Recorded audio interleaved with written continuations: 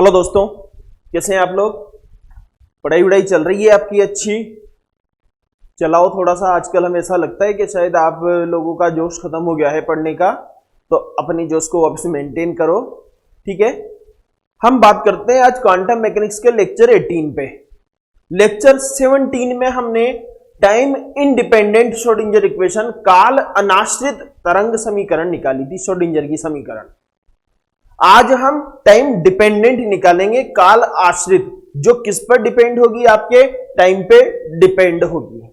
ठीक है, तो हम टाइम डिपेंडेंट निकालने के लिए हेल्प किसकी ले रहे हैं, टाइम इंडिपेंडेंट की। हम टाइम डिपेंडेंट श्रोडिंगर इक्वेशन निकालने के लिए हेल्प किसकी ले रहे हैं, आपके टाइम इंडिपेंडेंट की। तो टाइम इंडिपेंडेंट काल अनाश्रित श्रोडिंगर समीकरण से हम जानते हैं कि, क्या जानते हो आप, क्या निकाली थी आपने, याद कीजिए। टाइम इंडिपेंडेंट श्रोडिंगर समीकरण से क्या जानते हैं आप, क्या आई थी आपके पास,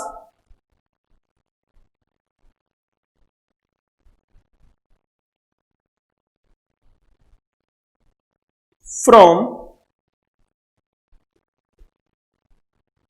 time independent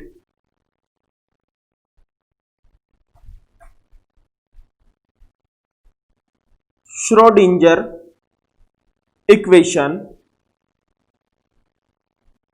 we know that, क्या आया था आपके पास, del two psi x upon del x square is equals to 2m upon H cross square E minus we x psi X, या बीच में यहां पे प्लस इज इक्वल्स टू 0। ये आई थी आपके पास लास्ट लेक्चर में टाइम इंडिपेंडेंट श्रोडिंगर इक्वेशन। इसी को थोड़ा सा आगे सोल्व कर रहे हैं। देखिए,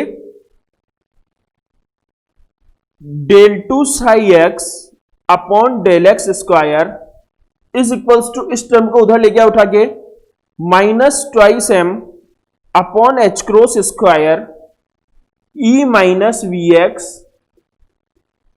साई एक्स। क्लियर है।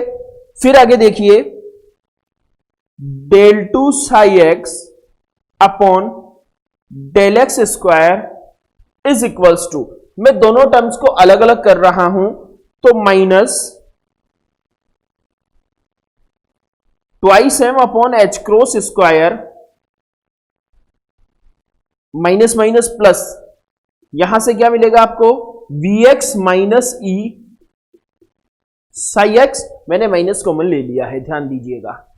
ठीक है, फिर यहां से देखिए, इस टर्म को इधर क्रॉस मल्टीप्लाई कर दूं, तो h cross square upon 2m del two psi x upon del x square is equals to we x psi x minus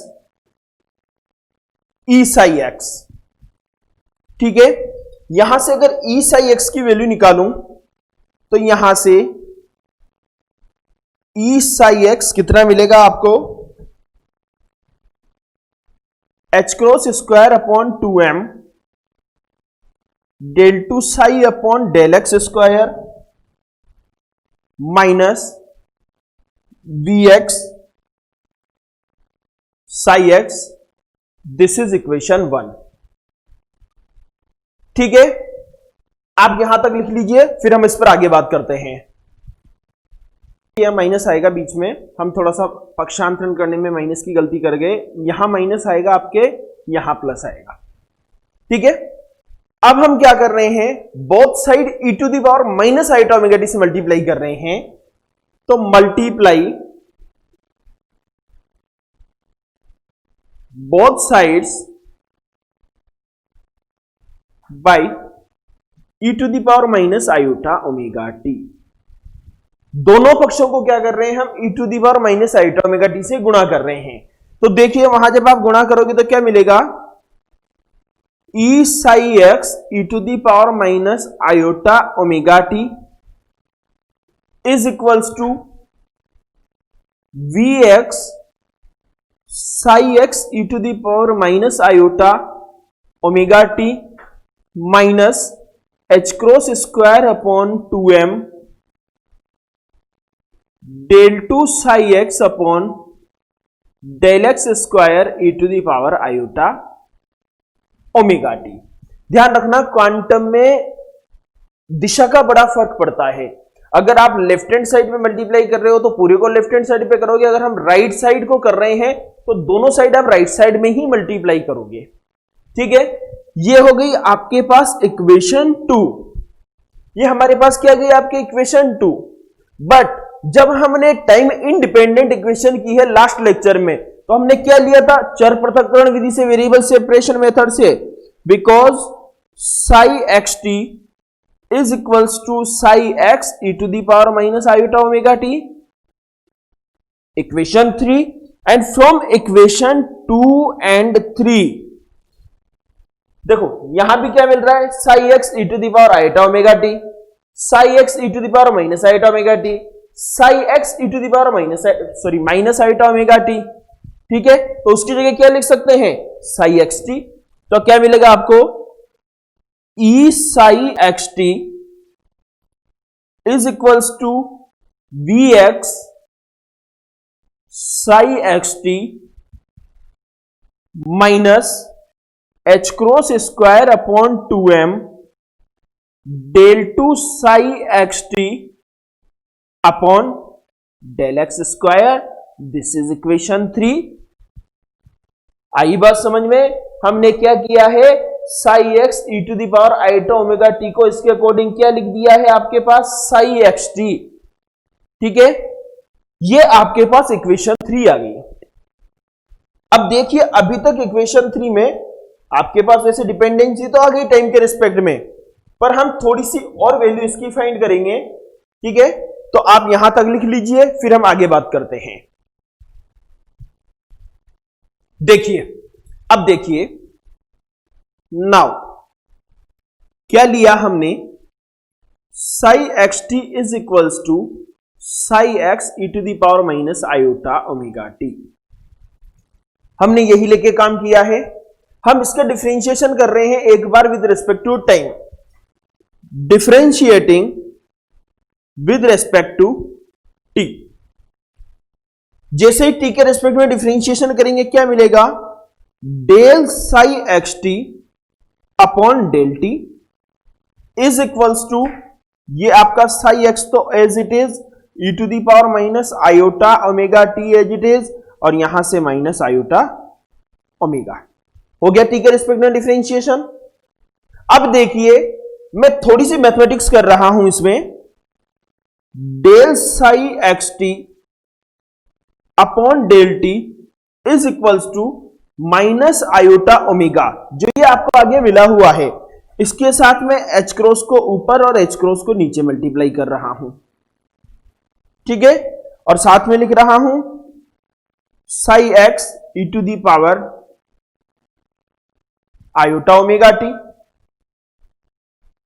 ठीक है, और psi x E to the power iota omega T को वापस क्या लिख दूं, साई एक्स टी लिख दूं, तो यहां से psi del psi x T upon del T is equals to minus iota omega H cross upon H cross psi x T.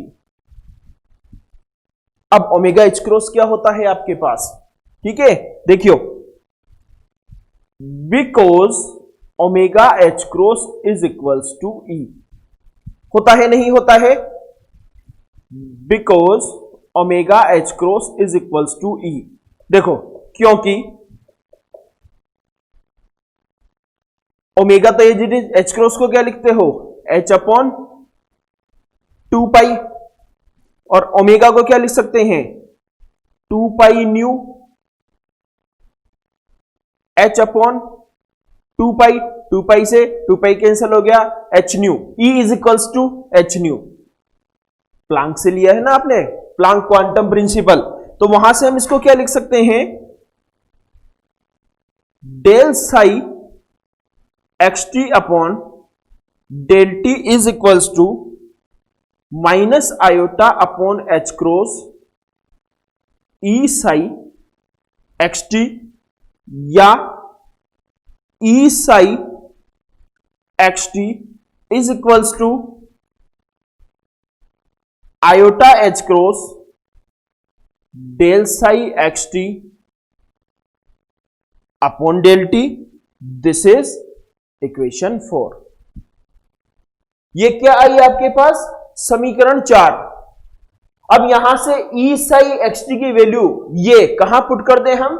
समीकरण 3 में। तो आप यहां तक लिख लीजिए, फिर हम ये काम करते हैं। ठीक है, अब ये वैल्यू हम जैसे ही उठा के इक्वेशन 3 में रखेते हैं तो आपको क्या मिलता है? चेक कर लीजिए, ये इक्वेशन मिल रही है और देखिए टाइम पे डिपेंडेंसी आ गई, डेल अपॉन डेल टी।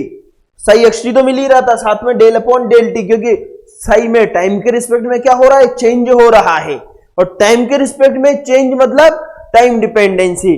तो ये जो आपके पास इक्वेशन आती है, ये इक्वेशन है आपके पास टाइम डिपेंडेंट काल आश्रित श्रोडिंगर समीकरण। ठीक है, बड़े इजी से डेरिवेशन है दोनों, काल अनाश्रित और काल आश्रित, टाइम डिपेंडेंट और टाइम इंडिपेंडेंट, दोनों के डेरिवेशन आपको आने चाहिए, आपके एग्जाम में पूछे हुए हैं। ठीक है, अब हम क्वांटम मैकेनिक्स में कुछ छोटी मोटी चीजें देख के ऑपरेटर्स पे बात करेंगे, संकारक। ठीक है, ऑपरेटर्स आपको एक बार बड़े अच्छे से समझ में आ गया तो ये मान के चलो कि आपकी क्वांटम बड़ी स्ट्रोंग हो जाएगी। ठीक है, तो हम नेक्स्ट लेक्चर में बात करेंगे, तब तक आप इसको लिख लीजिए, कंप्लीट कर लीजिए, और कोई दिक्कत आए तो आप हमें क्वेरी सेंड कर दीजिए। Thank you so much.